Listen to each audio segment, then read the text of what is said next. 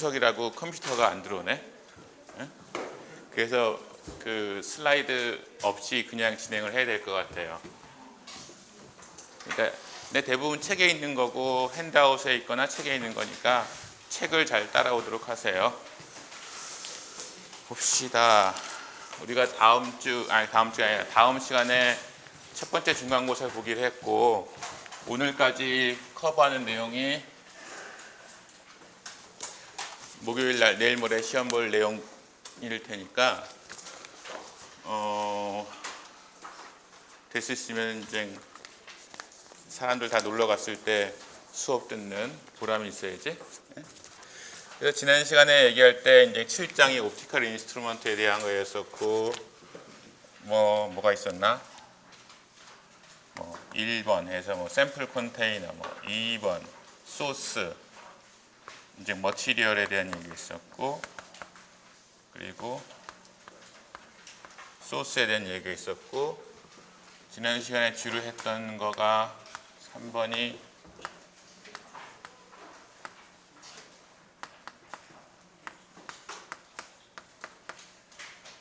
셀렉터, 파장을 어떻게 선택하느냐, 그 장치에 대한 얘기를 했었고, 여기에서 갈라져 나오는, 오늘은 칠판이 넓으니까 풍부하게 쓸 수 있겠네.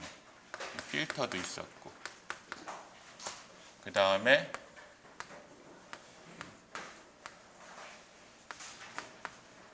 모노크로메이터가 있었고, 모노크로메이터에서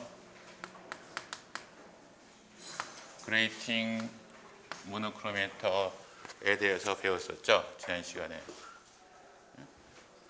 여러분들 보면은 그리고 또 배운 게 있다. 이런 모노크로메이터를 배우면서 모노크로메이터의 성능, 퍼포먼스,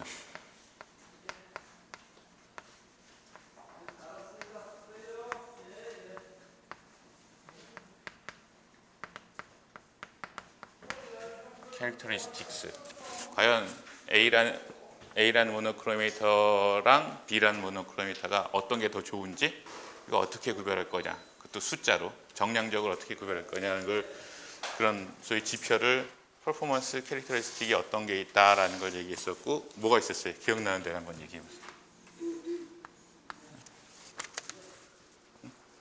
기억나나? 난 기억이 잘 안 나. PPT에 조금 적어놨었죠. 그래서 여기서 디스퍼션이라는 걸 얘기했었고, 그 다음에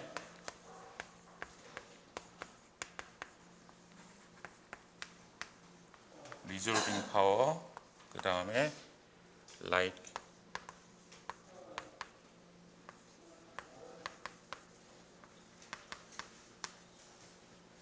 게더링 파워. 이것들이 어떻게 다른 건가? 사실 필기보다는 이해하는 것이 중요해요. 내가 친절하게 사진도 찍어서 올려주잖아. 옛날에는 어디 복사실 가서 복사한다든가 그래야 되니까 그 필기가 더 중요할 수도 있는데, 그러니까 필기가 필요 없다는 게 아니라 여러분들이 그 수업이 끝나고 나서 다시 한번 책 보고 아니면 강의 시간에 얘기한 거 생각하고 해서 자기만의 노트가 따로 있으면 그게 제일 좋은 것 같아요. 그러니까 단순히 내가 칠판에 쓴 거를 카피하는 거는 여러분들 카메라로도, 핸드폰에 있는 카메라로도 충분히 할 수 있으니까, 그러니까 이해하는 게 더 중요할 것 같아요. 항상 자주 얘기하는 것처럼 보조 메모리보다는 메인 메모리에다 넣어야지, 일단 이 수업이, 이 학기가 끝나기 전까지는. 그래서 디스퍼션이라는 거는 어떻게 설명하면 쉽게 설명할 수 있는, 디스퍼션이 뭐예요? 우리가 모노크로메이터, 필터든 모노크로메이터는 그레이팅 모노크로메이터든 빛을 보통 분산을 시키죠.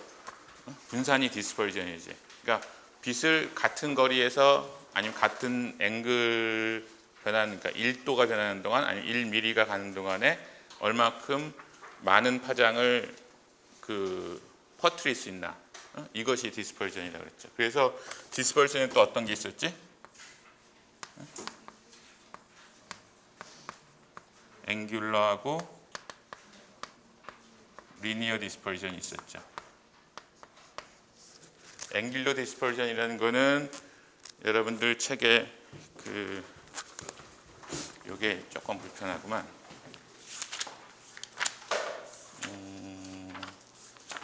7장이니까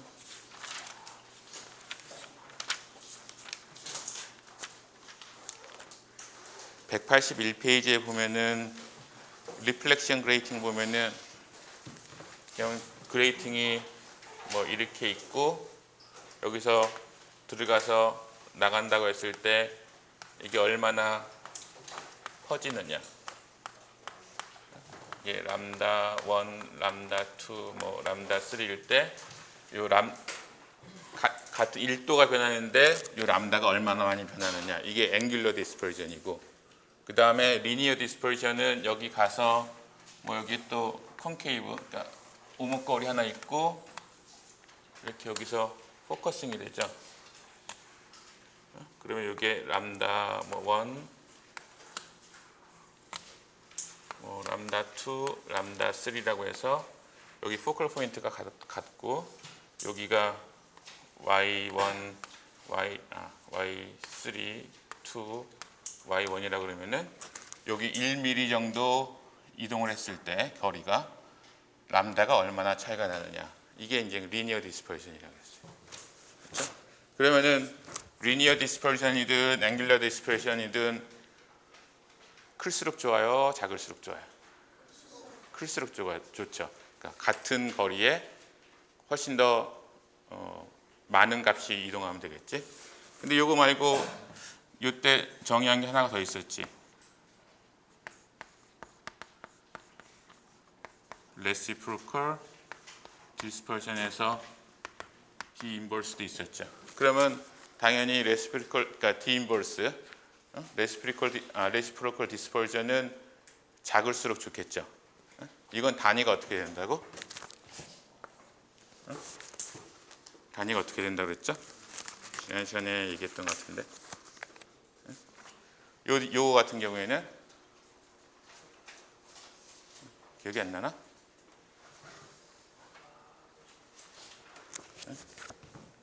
뭐 나노미터 퍼 밀리미터 이렇게 되는 건가? 이래요? 그럼 이거 같은 경우에는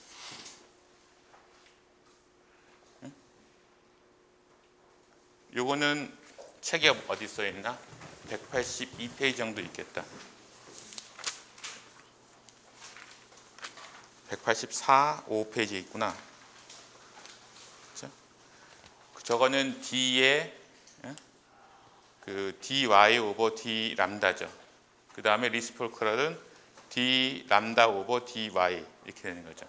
그래서 요거를 단위가 어떻게 되는지를 정확히 기억하고 있고, 요 값이 커지면 좋은 건지 작아지면 좋은 건지 이런 것들을 머릿속에 잘 기억하고 있어야 될 거고. 근데 이제 단순히 파장을 잘 디스퍼전을 시킨다고 해서 끝나는 게 아니라 리졸빙 파워는 어떻게 됐었죠? 델타 람다 오버 람다. 우리가 원하는 파장에서 얼마나 작은 파장 차이를 구별할 수 있느냐. 요거하고 요거는 조금 틀린 거예요. 그렇죠? 그 다음에 라이트 게더링 파워는 마지막으로 뭐라 그랬지?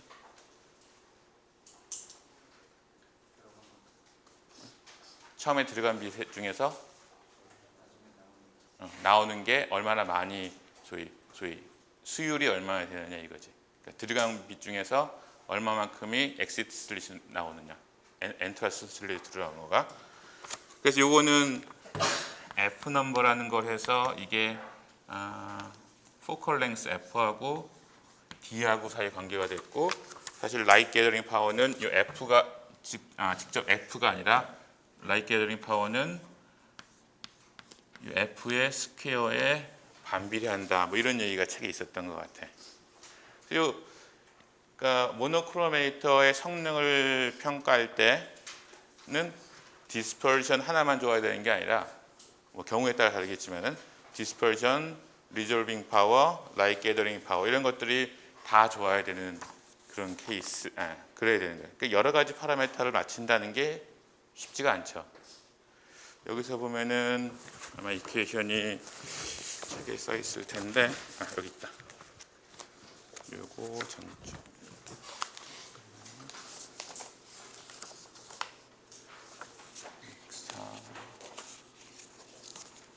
지난 시간 노트를 잠깐 보면은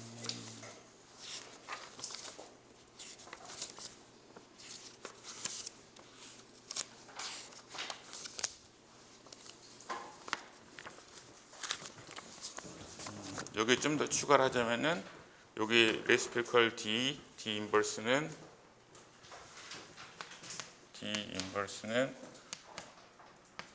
F분의 1이고 D 람다분의 DR이 되고, 그 다음에 이거는 리프렉티브 인덱스하고 포컬 랭스 D 코사인 R 이렇게 된다고 했어요. 그리고 얘는 이렇게 되고 이렇게 되고. 생각해 보면은, 그러니까 식을 외우는 것도 물론 중요하겠지만은 식의 뜻을 아는 것도 더 중요할 거예요. 여기서 아까 D는 그러니까 좋은 모노크로메이트일수록 D 인버스 값이 어때야 된다고 그랬지? 작아져야 된다고 그랬죠. 그러니까 1mm 이동하는데 그 작은 웨이브랭스라는 거는 빛이 더 많이 분산이 된다는 얘기니까. 근데 그것을 결정하는 값이 그레이팅에서의 그루브 사이의 거리 D하고, 그리고 반사각 R, 그 다음에 머티리얼에서의 리프렉티브 인덱스, 아니다, 이거는 리프렉티브 인덱스가 아니지. 그 정수로 되는 소위 그럼 뭐라 그러더라? 그러니까 정수 값일 거고, 조금 이따 설명할게요. 그 다음에 포컬 랭스. 근데 이렇게 되려면 얘가 작아지려면은 포컬 랭스가 커져야 되죠. 포컬 랭스가 커져야 된다는 얘기는 모노크로메이터의 아까 그 오목걸부터 엑시트 슬립까지 거리가 되게 길어져야 된다는 거죠.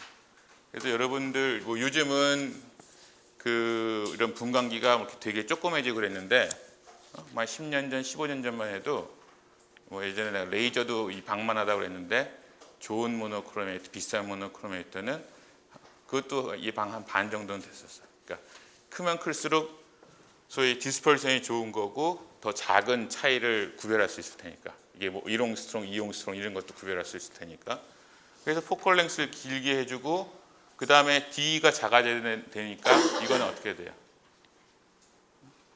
그레이팅에서 그 선을 긋는 거 1mm에 1200개냐 300개냐 이런 거 할 때 300개보다는 1200개가 훨씬 더 D 인버스 값이 작다는 거지.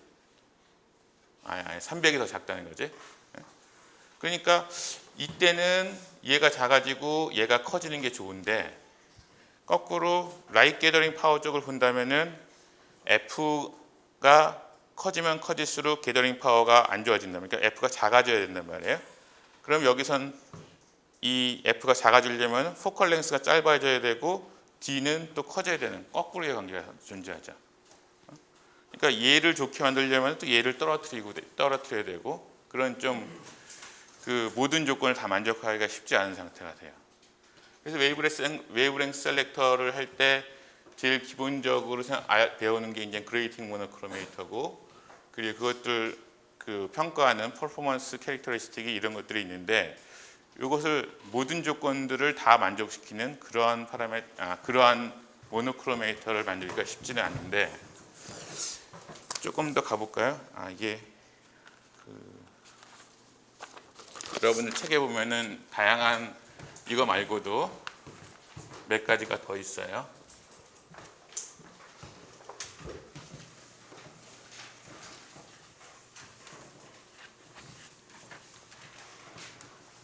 지난 시간 거 이렇게 리뷰할 때 다 아는데 그냥 모른 체 하는 거죠.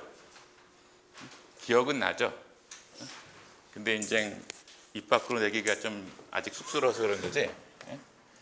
그래서 책에 보면은 모노크로메이터에 그레이팅 모노크로메이터도 있고, 그 다음에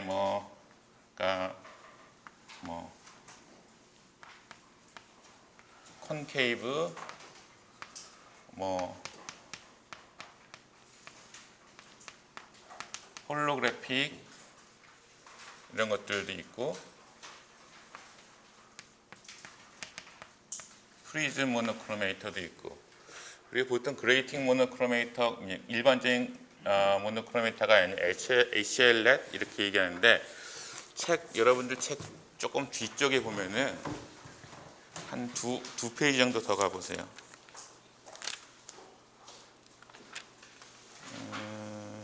186페이지. 거기 보면은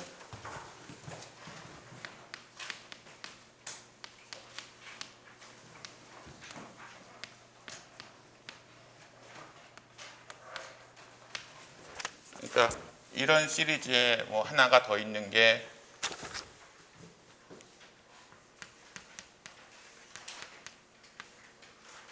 ECL, 불어는 내가 잘 모르지만 하여튼 ECL 모노크로메이터 이런 이름이 있고 설명이 한참 돼 있어. 이거는 뭐냐면은 거기 설명이 좀 많이 돼 있으니까 일단 그림을 보면은 이렇게 돼 있어요. 그레이팅의 그 그루브가 이렇게 돼 있어요. 그림 7-22를 보면은 지난 시간에 배웠던 그냥 일반적인 컨벤셔널 그레이팅하고 다른가?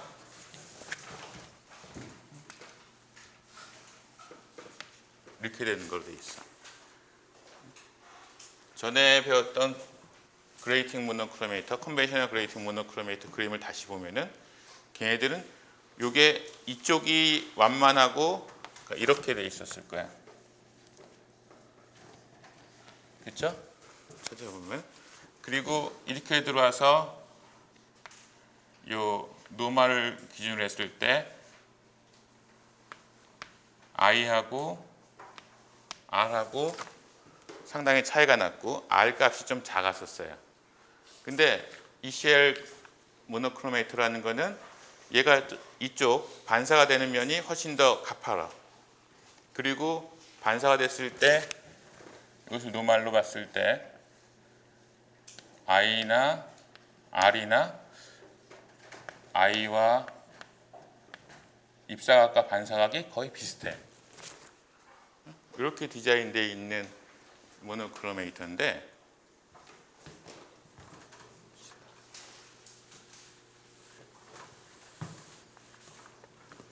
여러분들 책에 보면 이렇게 될 경우에는 어떤 차이점이 생기겠어요? 우리가 결국은 요 dispersion, resolving power 아니면 뭐 이런 것들 가지고 판단할 텐데 제일 먼저 dispersion이 중요할 테니까 여기서 D 인버스는 D의 코사인 I하고 R하고 비슷하고 그 여기는 이 각도를 그냥 베타라고 놔요. 코사인 베타라고 하고 그 다음에 분모해서 아까 깜빡했던 거 그 값을 찾아봅시다. 여기서 n은 정수값인데 소위 뭐 회절하고 그럴 때 그 1차다, 2차다, 3차다 이런 오더예요.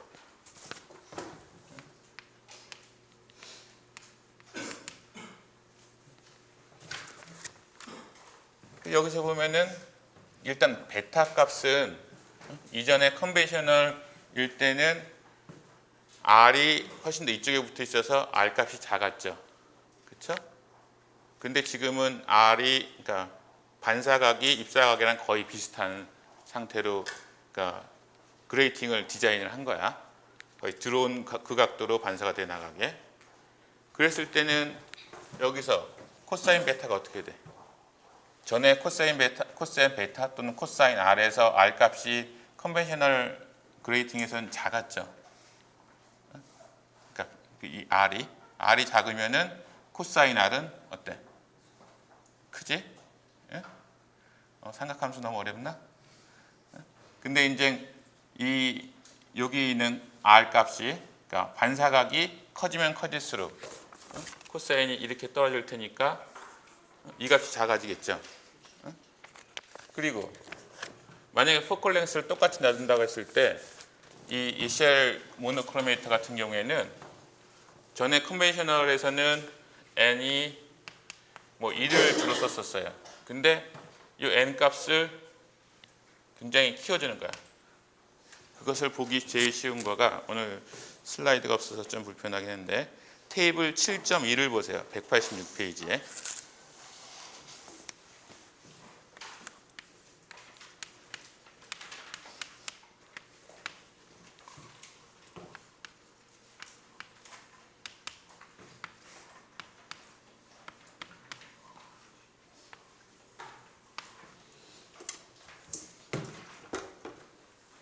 거기 보면은 포컬 랭스를 같게 놔두고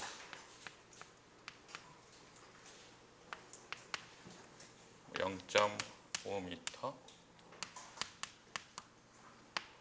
포컬 랭스를 같게 놔둔다는 건 장비의 크기가 거의 비슷하다는 거야. 그 다음에 그루브 덴서티라는 거가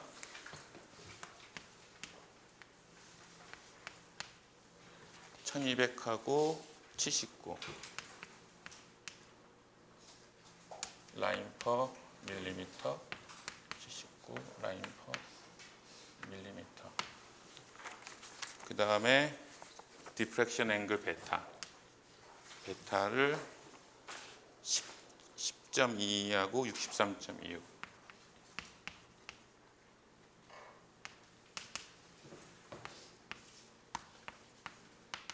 이렇게 되는 건가?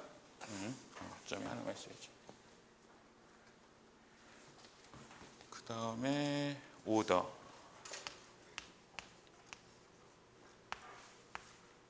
이거는 2하고 75 이렇게 이런 조건으로 소위 디자인을 한 거야. 그러니까 여기서 컨벤셔널한 거, 그러니까 이렇게 돼 있어서 입사각이 이렇게 들어갔다가 반사각이 이렇게 나가고, 그래서 이게 R이 되고 이게 I가 되는 이런 시스템에서 하고, 이런 HLD 모노크로메이터는 좀 다른 방식의 모노크로메이터 두 개를 비교한 건데, 포컬 랭스는 같게 디자인하고, 그 다음에 그루브 덴서티가 1200 라인 그리고 79 라인이라는 거는 이것이 결국 D를 결정해 주는 거죠. D는 여기 거꾸로 하면 되겠죠. 1200분의 1mm가 되는 거죠. 그 다음에 이거 같은 경우에는 79분의 1mm. 이것만 보면은 이 값이 훨씬 작아지겠네. 컨벤셔널인 경우에. 근데 이럴 경우에는 뭐가 떨어져요? 이 D 값이 작아질 경우에는 뭐가 떨어지지? 라이트 게더링 파워가 또 떨어지게 되지. 그래서 요거는 그 디스퍼션에서 좀 손해가 있지만은 라이트 게더링 파워가 여기서는 좋아요. 그 다음에 베타 값은 이게 10도밖에 안 되니까 코사인 베타에서 요게 코사인 10도라고 하면은 코사인 62도, 63도보다 훨씬 큰 값이에요, 작은 값이? 큰 값이죠. 그러면은 여기서 또 손해가 되겠네. 이 부분에서는 손해가 되겠네. 여기서는 플러스가 되고, 그러니까 요게 마이너스가 되고, 플러스가 되고. 그 다음에 오더는 일을 한다는 거는 여기 분모에 있는 요 텀이죠. 그것에 비해서 HL 모노크로메이터 같은 경우는 75, 오더를 75를 썼어요. 이 얘기는 분모가 75배가 되니까 이게 확 줄어들겠죠. 지금 복잡하죠? 머릿속이. 그래서 이렇게 디자인을 했을 때 결국 우리가 얻는 최종 그 파라미터들, 레졸루션,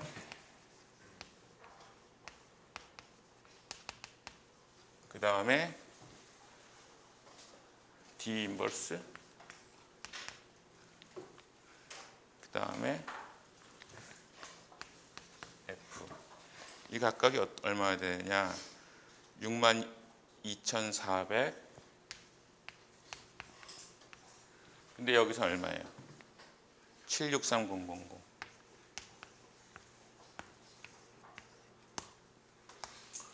10배 이상 좋아졌죠. 레졸루션이. 그 다음에 D 인버스는 16 옹스트롱 퍼 밀리미터. 그 다음에 1.5 옹스트롱.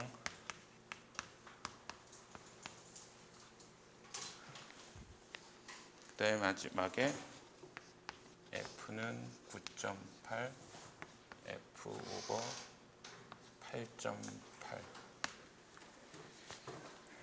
여기서 보면은 얘랑 얘는 거의 비슷해.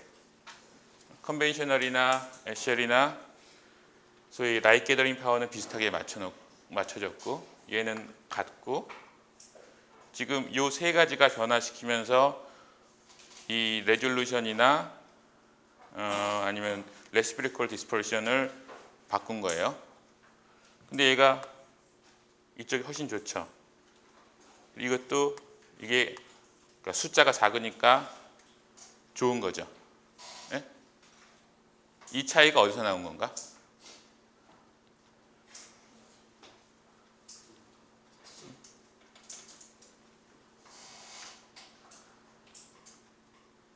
여기서 D 같은 경우에는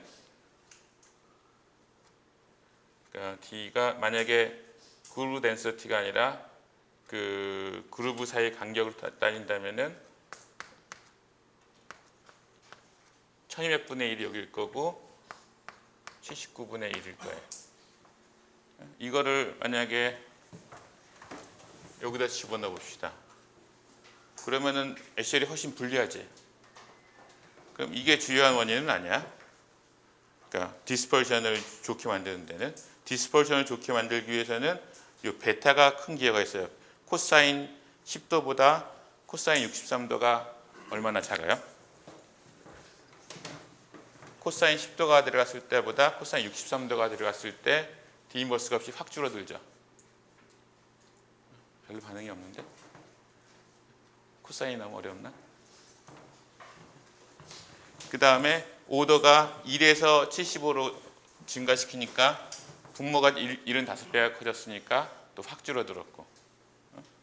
그러니까 이 두 파라미터 때문에 이 베타하고 오더를 그 SL에서 바꿔줌으로 해서 여기 D 인버스 값, 그러니까 레시피리컬 디스퍼션 값이 16옹스트롱에 비해서 한 10배 정도 더 좋아진 상태가 되는 거예요. 그렇죠? 그거는 요거하고 요거 때문에. 그리고 요거 같은 경우에는 그럼으로써 줄어드는 그루브 덴서티, 그러니까 손에 대는 그 라이트 게더링 파워 같은 것의 손해, 이런 것들을 요 부분에서 메이크업을 해주는 거지. 그래서 요 HL 모노크로메이터 같은 경우에는 디스퍼전, 그러니까 레시피리컬 디스퍼전도 굉장히 좋게 만들어주면서 라이트 게더링 파워나 리졸빙 파워도 확실히 좋게 그러니까 유지해주는 그러한, 그러니까 여러 가지 파라미터를 동시에 잘 맞춰주는 그런 디자인이 되는 거거든요. 근데 한 가지 문제가 있다면은 여러분들 여기서 오더가 뭔지 잘 헷갈리는 사람도 있을까요? 무슨 뜻인가? 오더가. 우리가 빛이 회절되거나 뭐 굴절되거나 그러면은 빛의 파장에 항상 뭐 경로차 했을 때 n, 그러니까 n 람다 이렇게 하잖아요. 그렇죠? 요 파의 정수배에 따라서 한 파장에서만 아니면 한 경로차에서만 생기는 게 아니라 n이 1, 2, 3, 4, 5, 6, 7, 8 이렇게 올라가면서 모든 정수에 대해서 그 조건만 맞으면은 보강 간섭, 상쇄 간섭이 생기고 그렇게 되죠. 그 n이 여기서의 n이거든요. 그러니까 여러분들이 책에서 보면은 187페이지에 보세요. 187페이지 보면은 HL 모노크로메이터라고 해서 그림이 크게 두 개가 나오는데, 아까 얘기했던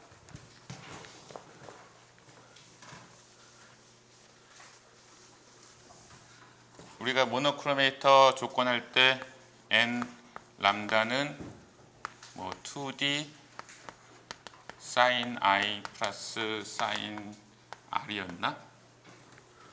이거 맞죠?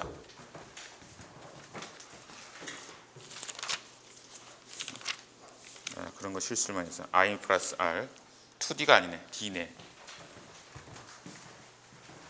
그렇죠? 그래서 일반적인 모노크로메이터일 때 이런 식 얘기했을 거야. 근데 이 ECL인 경우에 각도가 입사각과 반사각이 거의 비슷하고 이럴 경우에는 이 식이 어떻게 바뀌어요?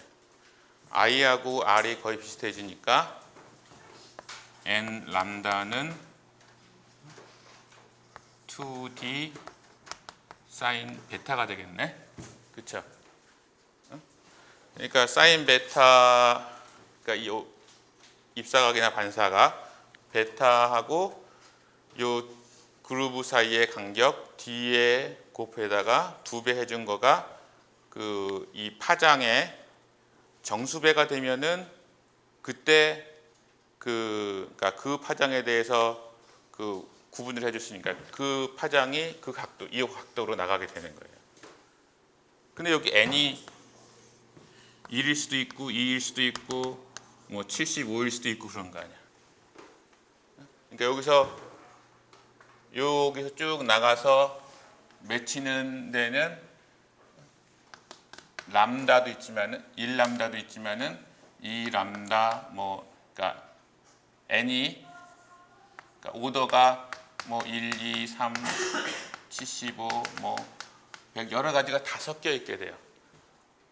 물론 이제 1이 제일 인텐스하고 그 컨벤셔널한 경우에 많이 쓰이는 거지만, 근데 이 SL 같은 경우에는 이 중에서 난 75번을 쓸래 이렇게 정한 거야. 이렇게 정함으로써 레시프로칼 디스퍼전을 확 좋게 만들어 주는 거죠. 근데 실제로 여기서 보면은 여러 가지가 다 섞여 있잖아. 그래서 이 셀 모노크로메이터 같은 경우에는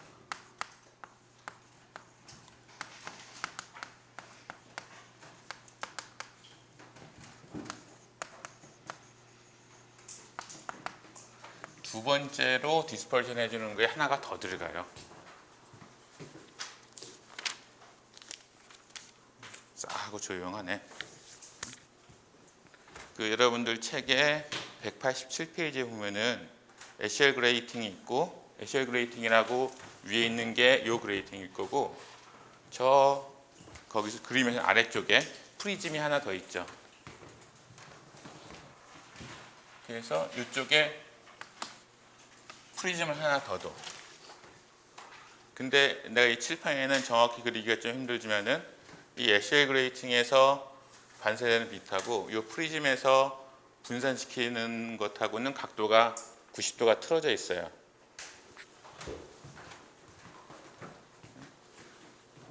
그래서 SL 그레이팅에서 튕겨 나오는 빛이 다시 한번 분산이 되는데, SL 그레이팅에서 이렇게 분산이 됐다. 여기서 이렇게 분산이 됐다. 그러면은 두 번째 디스퍼전 엘리멘트인 프리즘에서는 이 빛을 이 위아래로 이렇게 분산시켜주는 거예요. 그러면은 첫 번째 그레이팅에서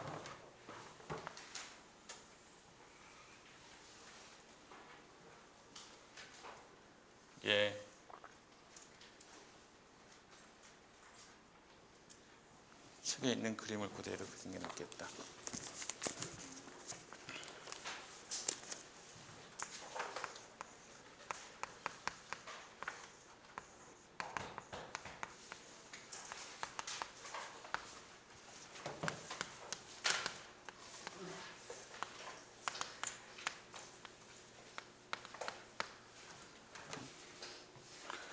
첫 번째 그레이팅에서, 그러니까 SL 그레이팅이죠. SL 그레이팅에서 파장들을 이렇게 나눠줬다면은 사실 여기에는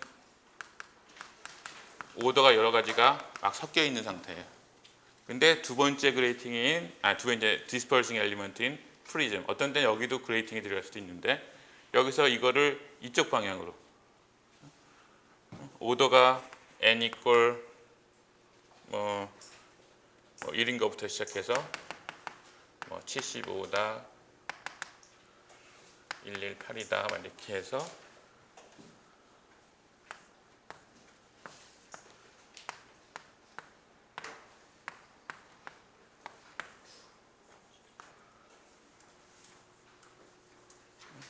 그러니까 x축으로 한번 분산을 시켜주고 두 번째 그레이팅이나 아니면 두 번째 프리즘에서 이쪽 축으로 다시 한번 분산을 시켜주는 거예요. 잘 이해가 안 가요? 어떤 부분이 잘 이해가 안 가요? 어떤 부분이 이해가 안 가는지를 알면은 쉽지. 그러니까 다시 한번 설명할게요. 우리가 지난 시간에 퍼포먼스 캐릭터리스틱이라는 걸 얘기하면서 소위 좋은 모노크로메이터가 만족해야 될 조건들, 이것이 뭐 디스퍼전을 잘해야 된다, 그리고 빛을 처음부터 끝까지 좀 많이 데리고 가야 된다, 그리고 리졸빙을 그러니까 람다 오버 델타 람다가 좋아야 된다, 이런 얘기를 했는데 이것을 다 만족시키기가 쉽지 않고 처음에 설명했던 그레이팅 모노크로메이터, 컨벤셔널 그레이팅 모노크로메이터 같은 경우에는 이거 맞추려면 이게 안 좋아지고 막 그런 문제들이 있었어요. 그래서 대표적인 아마 한 2주쯤 있다가 다시 어토믹 스펙트로스코피 할 때 다시 나올 텐데 SL 모노크로메이터는 아주 좀 독특하고 좀 그 좋은 디자인이 있는데 이것에 대해서 설명하면서 이것을 좀 어떻게 활용하나 얘기를 하는 거예요. 근데 컨벤셔널 모노크로메이터에 비해서 SL 모노크로메이터 같은 경우에는 이 각도를 세워줘 가지고 입사각하고 반사각을 거의 같게 만들었어요. 그리고 입사각하고 반사각 거의 같게 만든다는 얘기는 그 전에 거보다 요 R 값이 훨씬 커진다는 거거든. 전에는 R 값이 작았으니까. 그 얘기는 여기에 있는 코사인 R, 코사인 베타 값이 어떻게 되는 거예요? 작아지는 거죠. 그러니까 요 값을 줄여주려고 이것을 키워준 거야, R 값을. 그리고 여기서 레시피리컬 디스퍼전 요것을 작게 만들려고 얘를 키워줄 수도 있고 여러 가지 방법이 있겠지만은 그 SL 그레이팅에서는 n 값, 오도 값을 n이 1인 걸 쓰지 않고 n이 뭐 75, 80, 100 이런 걸 쓰기로 한 거야. 근데 이때 문제는 뭐야? 그냥 그레이팅에서만 한다면은 그레이팅 모노크레이터만 한다면은 여러 가지 파장들이 한 번 쭉 분산이 되고 n이 2인 거가 또 분산이 되고 n이 3인 거, 그래서 이 한 선 안에 한 라인 안에 그 n이 1부터 뭐 무한대까지 다 겹쳐져 있거든요. 겹쳐져서 분산이 되는 거예요. 여러분들이 우리가 프리즘이나 그레이팅 뭐 CD를 가지고선 햇빛을 분산시키면 빨주노초 파남보 나오지만 그거는 n이 뭐 1이라든가 한 가지 영역에서만인데 근데 우리가 적외선이라든가 자외선은 못 보잖아요. 우리가 안 보이는 더 큰 파장, 더 작은 파장에서의 그 빛도 거기 겹쳐져 있다고요. 실제로는.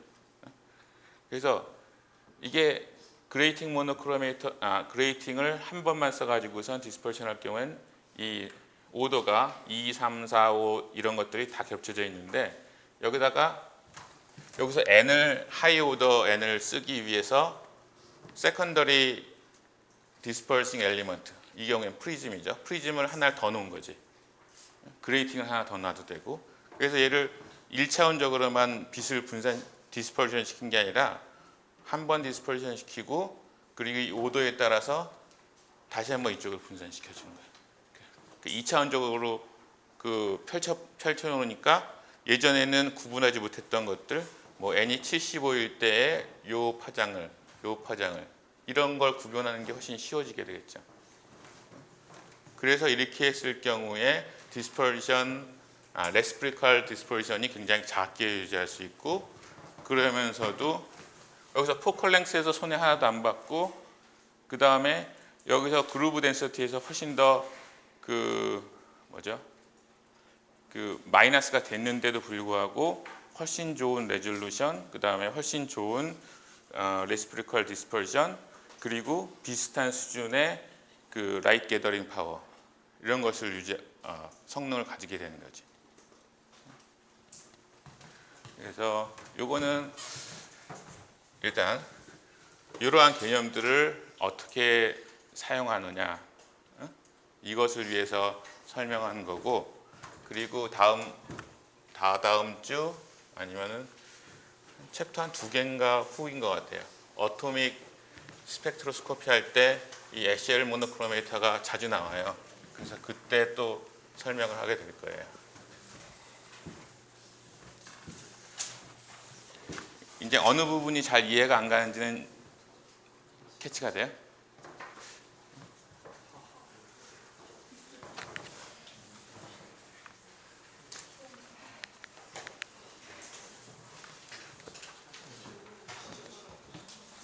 우리가 퍼포먼스 캐릭터리스틱 이런 것들을 배웠으면은 써먹어야 되잖아. 그렇죠? 그러니까 목요일 날 시험에도 결국은 이런 것들을 단순히 식을 외우는 문제는 안 나올 거고, 이거 어떻게 써먹을 거냐 이런 것에 대해서 질문할 텐데, 그랬을 때 그렇죠? 어떤 걸 키우면 어떤 게 작아지고 어떤 걸 줄이면 어떤 게 커지고 이런 관계들 좀 알고 있으면 도움이 될 것 같아요. 그 다음에 봅시다. 그 뒤에 188페이지 보세요.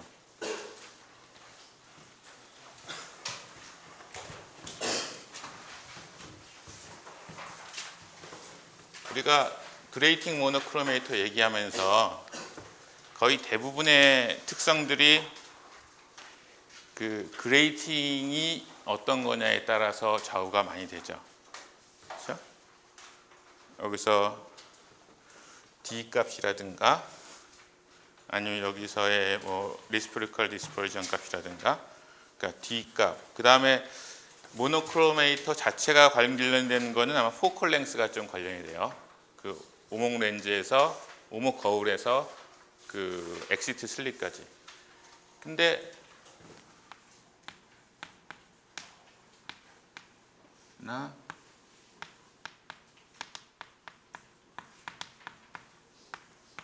모노크로메이터에서 빛이 들어오는데 그리고 빛이 나가는 데가 있었죠. 그게 구멍이 크고 작고가 여러분들의 스펙트로메터에 아니면 스펙트럼에 영향을 줄까 안 줄까? 아주 크게 열면 좋을까요? 무조건 작으면 좋을까? 적당히. 그게 어려운 거야, 그렇지? 어떻게 하면 적당히 하느냐라는 게 그 여러분들 책에 189페이지, 188페이지 있는 부분인데, 책에 오늘은 저기 없으니까 그림으로 설명을 드죠. 그림을 잘 못 그려가지고 여러분들 책에 7-24 그림이에요. 빛이 이렇게 들어온다고 치고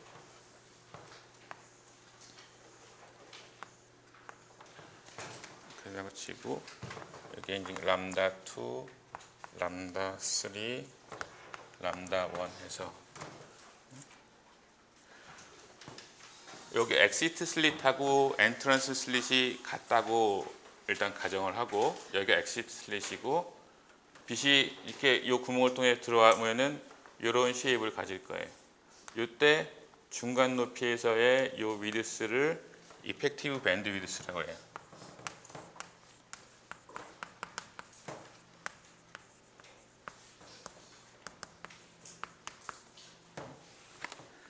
그리고 이 이펙티브 밴드 위드스라는 거는 그 다음 페이지, 같은 페이지네요. 같은 페이지라는 것처럼 리스프리컬 디스퍼전, 이게 자주 나오지? 얘랑 관련이 돼. 왜 그러냐면은 얘가 델타 람다 오버 델타 y죠. 여기서 보면은 결국은 이 위치가 이게 그러니까 엑시트 슬릿에서의 이게 이 y 값이잖아요. 그리고 여기서 각각의 위치에서 파장이 이 람다, 그러니까 이 위치에서의 파장이 얼마냐, 이 위치에서의, 그러니까 이 y 위치에서의 파장이 얼마냐, 이것이 델타 y 오버 델타 람다가 되는 거죠. 그러니까 여기서 만약에 이 경우에는 우리가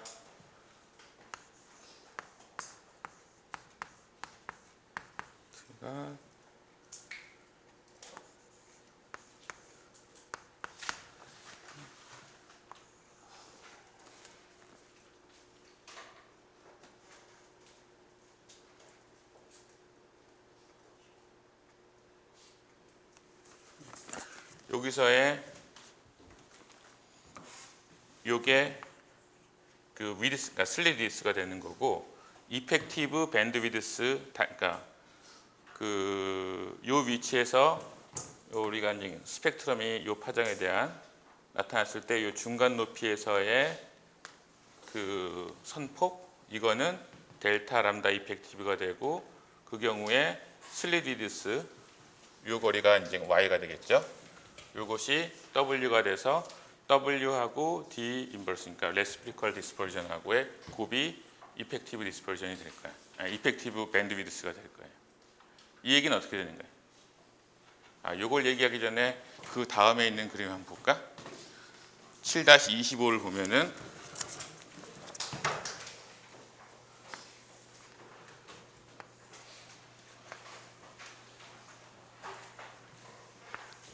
이렇게 돼 있고,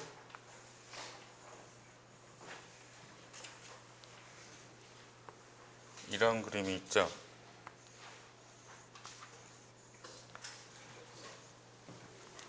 이런 그림이 있지. 그래서 여기서 이렇게 하는 거는 뭐를 변화시켜 준 걸 것 같아요? 응? 점점 가면서 레졸루션이 좋아지지. 응? 여기서 밑으로 내려갈수록 슬릿을 좀 더 좁혀준 거야.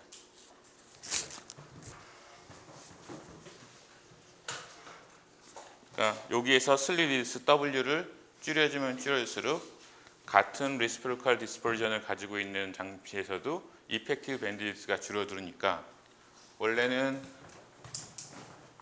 이렇게 이렇게 돼서 합쳐져서 이런 하나의 픽으로 보이던 거가 이것이 줄어들게 된다면, 그러니까 여기서 그러니까 이 부분을 구별할 수 있게 된다면은, 그래서 이렇게 세 개의 픽이 구분이 되고, 여기서는 완벽한 그 분리가 이루어지게 되는 거죠.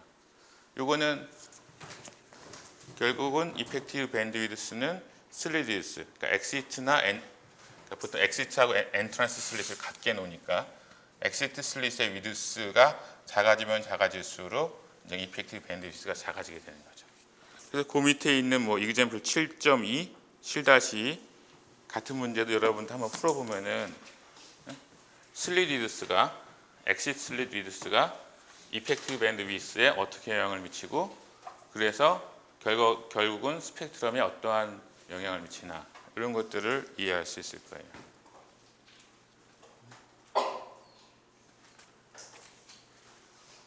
여러분들이 만약에 뭐 컨벤셔널 그레이팅이든 애쉬 그레이팅이든 어떤 이런 형태의 그레이팅을 가지고 있어. 그래서 이런 레졸루션, 아니면 이런 레시프리컬 디스퍼전, 아니면 이런 게더링 파워를 가지고 있다. 근데 이것만 가지고선 나오는 픽이 이렇게 나왔어요.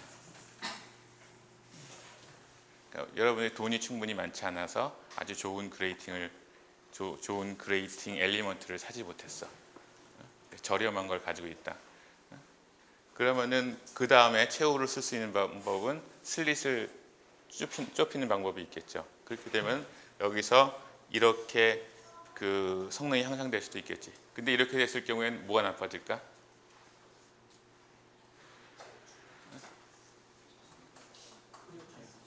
그러니까 시그널의 양이 줄어들겠죠.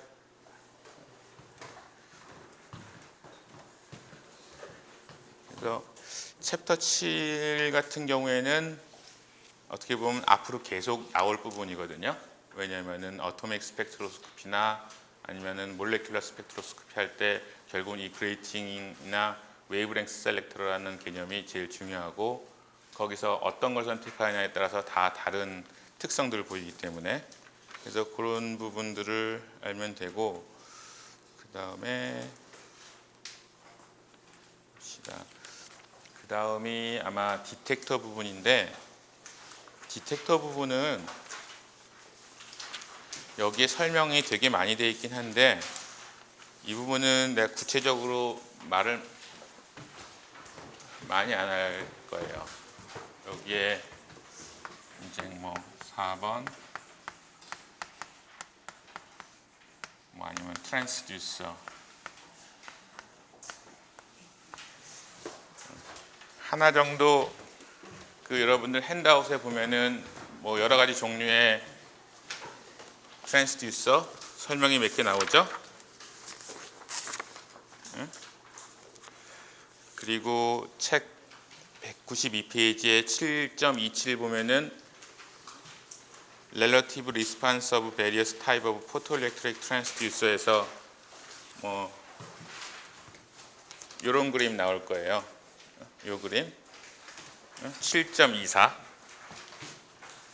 그런 정도만 일단 지금 단계에서는 알아두고 앞으로도 계속 나오긴 할 거고 그리고 이런 디텍터 같은 부분은 사실 자세하게 하기가 좀 그런 게 일단 무슨 전자공학 같은 게 되고 그리고 워낙 이런 일렉트로닉스가 워낙 빨리 발전하다 보니까 금세 여러 이 책에 있는 것 중에서 지금 안 쓰는 디텍터도 많이 있는 것 같아. 그래서 그 부분은 그 간단히 넘어가도록 할 거고요. 여러분이 필요할 부분이 204페이지 지난번에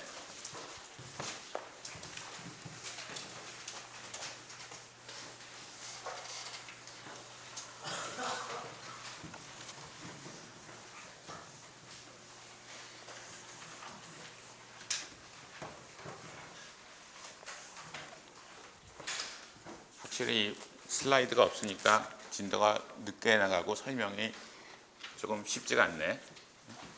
204페이지 보면은 이제 프리에 트랜스폼이란 게 있고 아마 지난 시간에 간단히 얘기하면서 그 동영상을 보고 오라고 그랬는데 보고 온 사람 한 사람 끝까지 봤어요? 어디가 제일 중요하든가?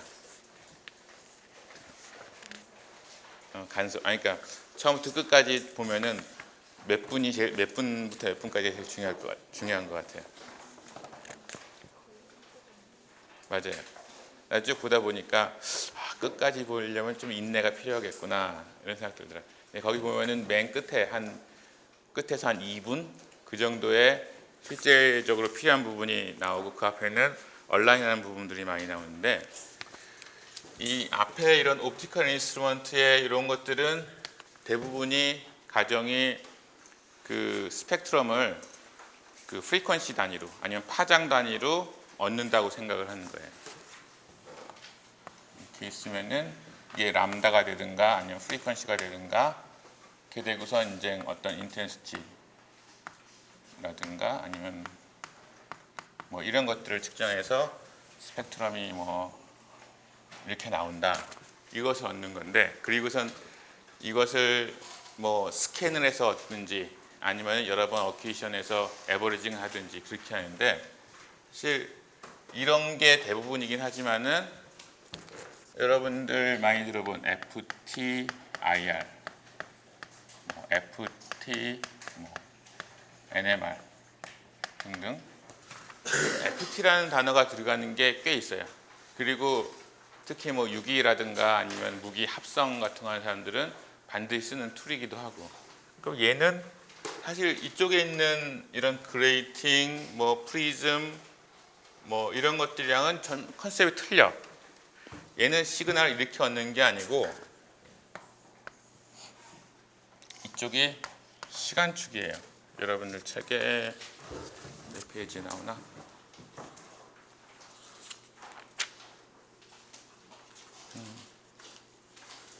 207페이지에 나오는 것처럼 시간에 따라서 시그널이 어떻게 변하는가 이것을 측정한 다음에 얘를 프리에 트랜스폼에서 그 x축이 t인 상태를 x축이 뭐 람다나 아니면 프리퀀시인 상태로 바꿔줌으로써 그 스펙트럼을 얻는 거야. 이 앞에 것들은 다 처음부터 이렇게 뭐 람다라든가 아니면 프리퀀시, 그러니까 파장이라든가 그 프리퀀시, 그 진동수의 단위로 이것을 스펙트럼을 얻지만은 이후엔 시간축으로 얻은 다음에 바꿔주는 거예요. 이때 장점이 뭐가 있다고 그랬지? 장점.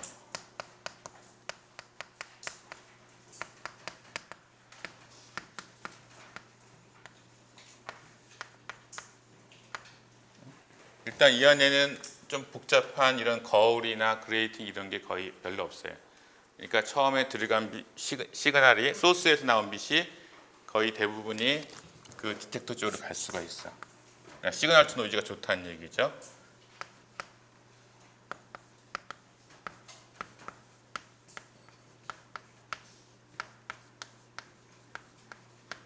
아까 얘기했듯이 리졸빙 파워, 작은 차이의 람다를 파장 변화를 측정하는데도 굉장히 파워풀해요.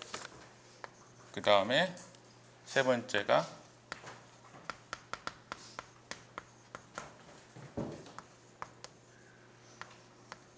멀티플렉스 어드밴티지라고 해서 이 경우에는 물론 최근에는 이제 디텍터가 좋아지니까 모든 스펙트럼을 한꺼번에 얻을 경우도 있지만은 그 예전 같은 경우에는 그 엑시트 슬릿 있는 데서 디텍터를 쭉 움직여주거나 아니면 그레이팅을 그 계속 돌려주면서 입사각을 바꿔줘서 그러니까 한 번에 파장 하나에 대한 데이터만 얻는 것을 끝까지 가고 그 다음에 다시 처음으로 와서 또 끝까지 가고 이렇게 반복을 하는 게 그 전통적인 방법인데 시간축으로 보는 거는 한꺼번에 모든 파장에 대한 모든 진동수에 대한 데이터를 다 받은 다음에 프리에 트랜스폼을 하는 거야. 그러니까 마치 이 모든 파장의 데이터를 얻고 그냥 계속 축적해 나가는 계속 앙상블 에버리징 하는 것 같은 효과가 되는 거죠. 그러면은 뭐가 좋아요? 모든 파장 영역대에 대해서 데이터를 한꺼번에 얻으니까 우리 시그널 투 노이즈는 델타 n에 뭐 비례한다. 측정 횟수에 따라서 측정 횟수가 그러니까 많아질수록 시그널 투 노이즈가 증가한다 그랬는데 여기서 얘를 이 파장에서 측정할 때 이 나머지는 전부 잊어버리는 그런 손해가 없죠. 그래서 이런 거를 멀티플렉스 어드밴티지라고 그래요. 모든 파장에서의 정보를 동시에 싱크로너스하게 측정하기 때문에 멀티플렉스 어드밴티지가 있다고 그래요. 그래서 이런 시간축으로 해서 그 그러니까 데이터를 측정을 하고 그 다음에 프리에 트랜스폼 하는 게 이런 장점들이 있어요. 다 좋지. 하이 트루풋, 하이 리졸빙 파워, 그 다음에 멀티플렉스 어드밴티지. 그래서 이런 게 다 구현이 되면은 뭐 엄청 좋은 거지. 시그널 투 노이즈가 확 좋아질 테니까. 그런데 어떤 문제가 있느냐? 이렇게 하려면은 이 시간에 따라서 이 변하는 시그널의 변화를 다 따라가야 되잖아. 그렇죠? 디텍터가, 트랜스듀서가. 근데 만약에 IR, FTIR이라고 IR 같은 경우에는 시간에 따라서 몇 헤르츠 정도로 움직일까? IR. 아직 시험 준비 안 했나 본데. 여러분들 앞에 몇 장인가?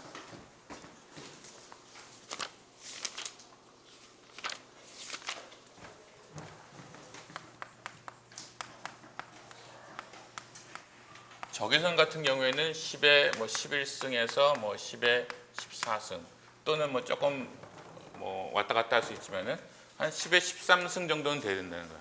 10의 13승 헤르츠다. 얼마나 빠른 거야?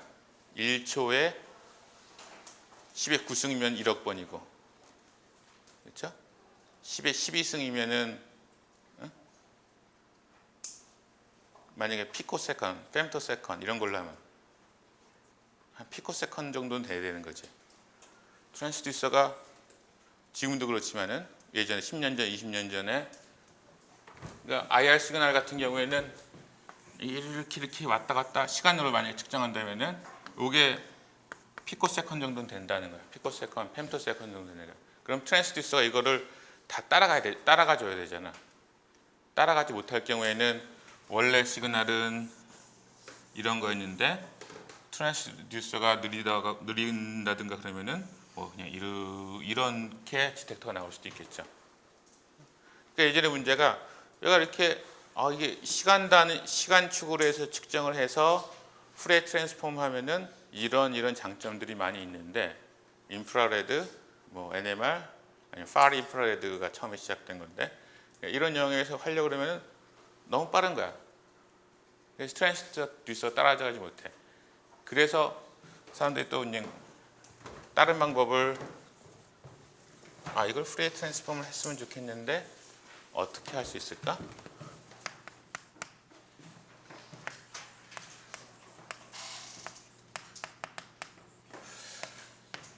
예전에 챕터 1인가? 거기서도 마듈레이션 변조가 나왔죠. 거기서는 왜 변조를 했지? 마듈레이션 했지? 여러 사람의 목소리가 리저넌트하지 않으니까 서로 상쇄가 되는데 한 명만 물어보자. 왜 변조를 했죠? 마듈레이션은? 주파수 낮을 때 노이즈가 그치. 그러니까 그 프리퀀시가 낮을 때 거기에 나오는 그러니까 그 백그라운드 노이즈, 플리커 노이즈 같은 것들이 같이 증폭이 되니까 걔네들을 높은 좀 조용한 프리퀀시로 옮긴 다음에 그러니까 낮은 프리퀀시를 높은 프리퀀시로 옮겨서 증폭시킨 다음에 다시 거꾸로 돌리고 그랬죠. 근데 여기 경우에는 문제가 좀 다른 것 같아. 굉장히 하이 프리퀀시죠. 하이 프리퀀시를 좀 낮은 프리퀀시로 바꾸고 싶어 하는 거야. 우리 디텍터가 측정할 수 있는 정도의 낮은 프리퀀시로. 그러니까 하이에서 로우로 가는 거지. 그래서 이건 어떻게 하느냐. 그거가 지난 시간에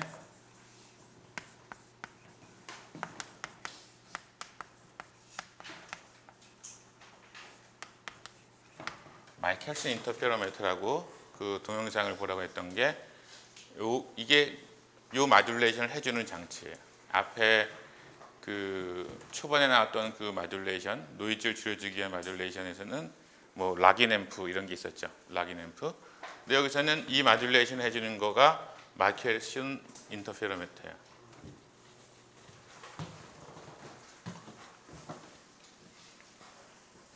그래서 내일 모레 시험은 요 마이켈슨 인터페로메터까지 딱 나올 거예요.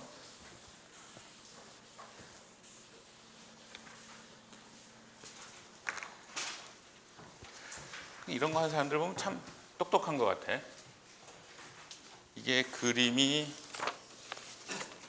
여러분들 책의 208페이지에 7-43에 있는 그림이에요.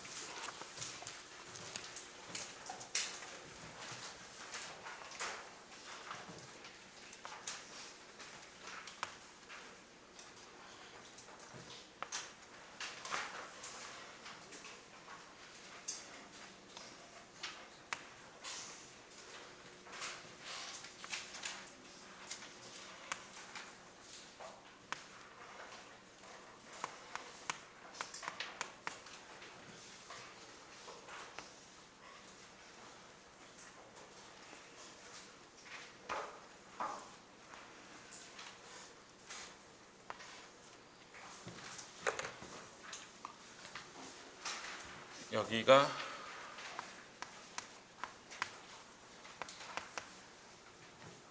마이켈슨 인터페로메터라는 거는 인터페로메터라고 하는 게 간섭 이런 얘기지. 또 간섭이라는 얘기 나오니까 또 뭐가 나올 것 같아?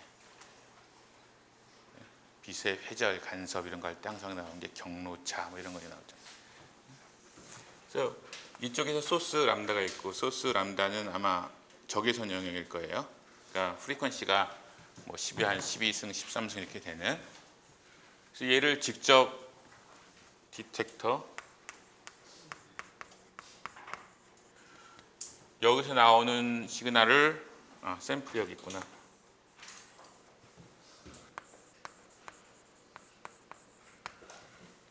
만약에 직접 샘플을 통해서 디텍터를 갔다. 그리고 시간 단위를 본다면은 저게 프리퀀시가 너무 빠르기 때문에 관찰할 수가 없어. 그래서 중간에 빔 스플리터라는 게 있고,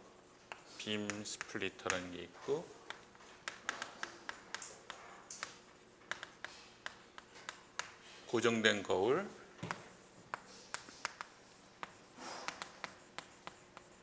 그리고 왔다 갔다 하는 거.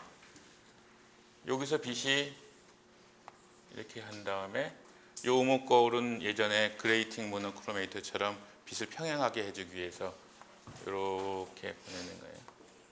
여기서 이쪽 거울을 통해서 반사돼서 평행하게 된 빛이 여기 딱 가게 되면은 빔 스플리터라는 건 뭐냐면은 이건 거울도 아니고 그냥 유리도 아닌 게, 그러니까 빛을 반은 반사시키고 반은 통과시키는 거예요. 그래서 여기 들어온 빛에 반은 반사를 시켜서 이쪽 고정되어 있는 거울 쪽으로 보내요.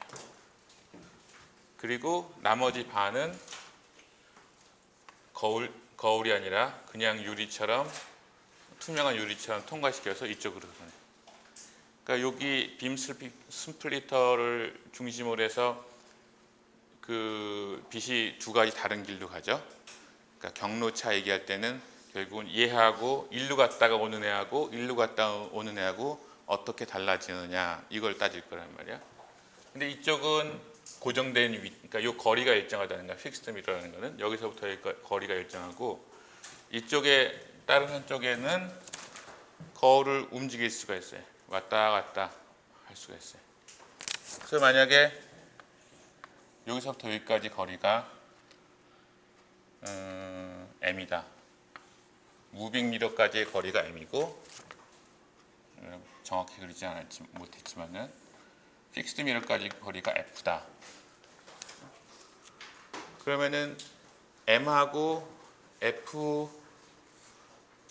차이, m하고 f의 차이에, 그리고 얘는 그냥 가기만 하는 게 아니라 갔다가 오죠. 그러니까 2배가 된단 말이야. 그것의 2배가 이것을 이제 우리가 리타데이션 델타라고 그러고, 요게 이제 람다의 정수배가 되면 되는 거야. 그렇겠죠? 그러니까 여기서 만약에 이 m하고 f가 똑같다. 얘가 여러분들 책에 다 그림이 있는 거니까.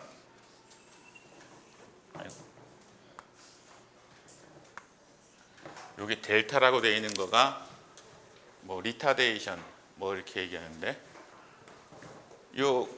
이 무빙 미러가 어디 있느냐, 여기 있느냐, 여기 있느냐, 여기 있느냐에 따라서 같이 갈라진 빛이 여기 있을 경우 좀 빨리 갈 거고, 빨리 돌아갈 거고, 여기 있을 경우에는 좀 늦게 돌아갈 거고, 같은 거리, m하고 f가 같은 거리라면은 갈라졌다가 다시 만날 때 같은 위치에서 같은 페이지에서 만나겠죠. 그래서 이 m하고 f 사이의 차이를 2배, 그러니까 왕복을 하니까 2배를 한 것을 리타데이션 벡터 델타라고 하고, 이 델타가 0일 때 1 람다, 2 람다,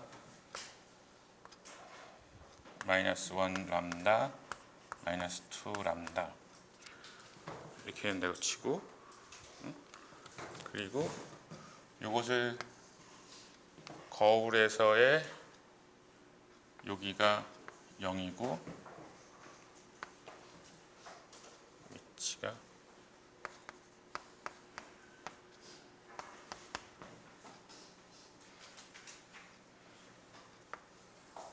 이렇게 되는 거예요.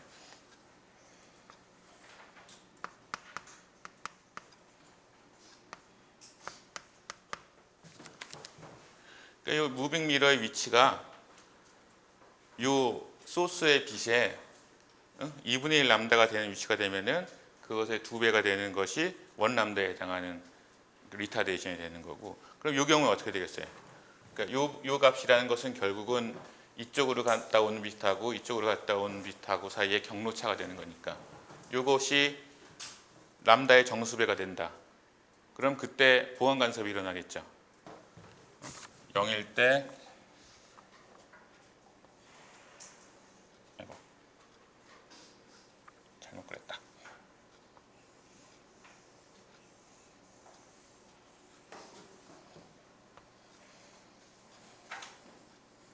이렇게 각각의 람다의 정수배일 때마다 소위 그 빛이 밝게 빛나겠죠. 아마 비디오를 본 사람이 있으면은 맨 마지막 부분에 요 무빙 미러를 왔다 갔다 해줘요. 그러면은 저쪽 끝에서 그 레이저 빛이 밝아졌다가 어두워졌다, 밝아졌다 어두워졌다. 그러니까 밝아진다는 거는 여기에서 요 0이거나 1이거나 2, 그러니까 람다의 정수배에 해당하는 위치에 무빙 미러가 가 있다는 거가 되는 거예요. 그래서 여기서 적외선을 가지고 빛을 쏴주고 여기서 무빙 미러의 위치를 왔다 갔다 해주면은 이게 어디에 있느냐에 따라서 이 두 개의 빛이 보건 간섭이 되기도 하고 상쇄 간섭이 되기도 해요. 그리고선 그 시그널이 결국은 샘플을 통해서 디텍터로 오겠지. 그러면 요 델타, 그러니까 여기서 요게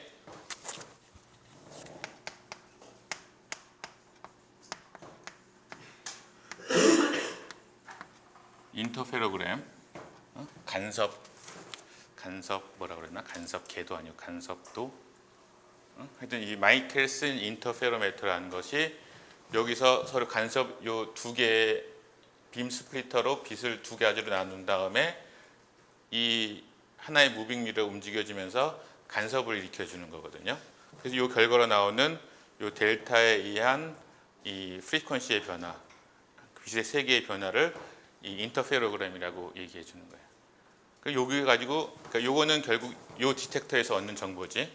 이게 도대체 무슨 도움이 되느냐라는 걸 보면은 공간이 여러분 책에 우리가 여기 거울을 왔다 갔다 해주는 그 속도를 VM이라고 합시다. 그 다음에 요게 그 2분의 1 람다만큼 요만큼 거리를 가는데 걸리는 시간을 타오라고 하고, 그러면은 그 시간 곱하기 속도니까 2분의 람다가 되겠지? 그렇죠? 여기서 거울을 요 빛의 파장의 절반에 해당하는 거리만큼 이동하는데 걸리는 시간, 그리고 거울을 움직이는 속도, 미터 퍼 세크라든가 이런 거라면은 이거 두 개 곱하게 되면은 요 거리가 나와야 되는 거죠. 파장의 절반. 그 얘기는 요 타오 같은 경우에는 결국은 이쪽에서의 프리퀀시, 그러니까 1 오버 프리퀀시가 될 거고, 그래서 VM의 오버 C가 되고 네, 2가 될 거예요.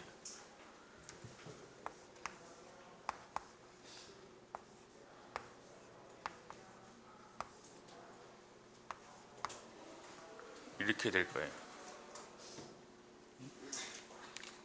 그리고 우리가 이제 람다하고 뭐 진동수로 바꿔준다. 그러면은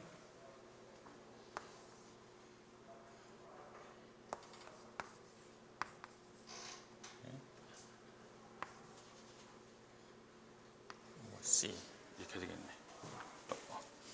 여기 보이나요?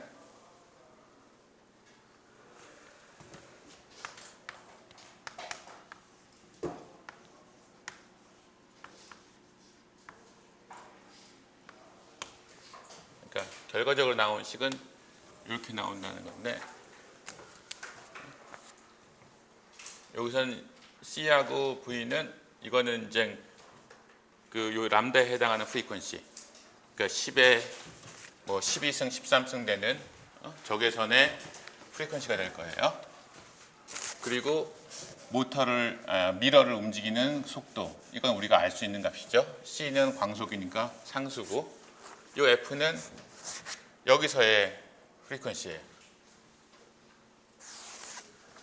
그래서 간단히 그 책의 예제로 만약에 미러를 뭐 1.5cm per second, 1초에 1.5cm 정도로 그 속도로 움직여진다. 얘 움직이는 속도가. 그렇게 되고 이게 3 곱하기 10의 8승이잖아. 그렇죠? 광속이. 그러니까 분모가 굉장히 커지게 되니까 F는 10의-10승의 1이 이 거울을 한 1초에 한 1, 2cm 정도 움직이는 속도로 왔다 갔다 해주면서 여기 있는 인터페로그램을 모니터링 하게 되면은 여기서 프리퀀시의 변화가 10억 분의 1로 그 마듈레이션에 대해서 낮은 프리퀀시로 줄어들어서 여기에 관찰되는 거죠. 여기서는 엄청나게 이렇게 돼 있던 우리가 그릴 수도 없는 이렇게 돼 있는 거가 10억 분의 1의 프리퀀시로 줄어서 이쪽에 관찰이 되는 거죠. 인터페로그램이. 이렇게 마이클슨 인터페로미터가 이 관계에 의해서 굉장히 하이 프리퀀시인 인프라레드 시그널을 뭐 10의 한 2승, 3승, 뭐 10의 3승, 4승, 뭐 1000이나 뭐 10,000 이 정도 헤르츠 정도라면은 충분히 뭐 지금 기술이 아니라 옛날 기술로도 충분히 타임 디펜던트한 시그널로 뭐 여기서 이게 뭐 이렇게 된다든가 이런 것들을 측정하고 그 다음에 후리에 트랜스폼을 하면은 이쪽 도메인으로, 그러니까 프리퀀시 도메인으로 아니면 람다 도메인으로 바꿔줄 수가 있게 되겠죠. 이렇게 해주는 게 이제 FTIR에서 사용하는 그 후리에 트랜스폼 기술이고, 특히 IR 같은 경우에는 이런 마듈레이션이 필요하고, 마듈레이션을 하기 위해서는 이 마이클슨 인터페로미터라는 아주 좀 특별한 장치, 컴포넌트가 필요하다는 거. 거기까지가 여러분들 목요일날 시험 볼 시험범입니다. 질문 있으면은 따로 질문하시고요. 그리고 끝입니다. 너무 재밌어? 그래도 수업 들어왔기 다행 아니야? 수업을 들어온 게 다행 아니야?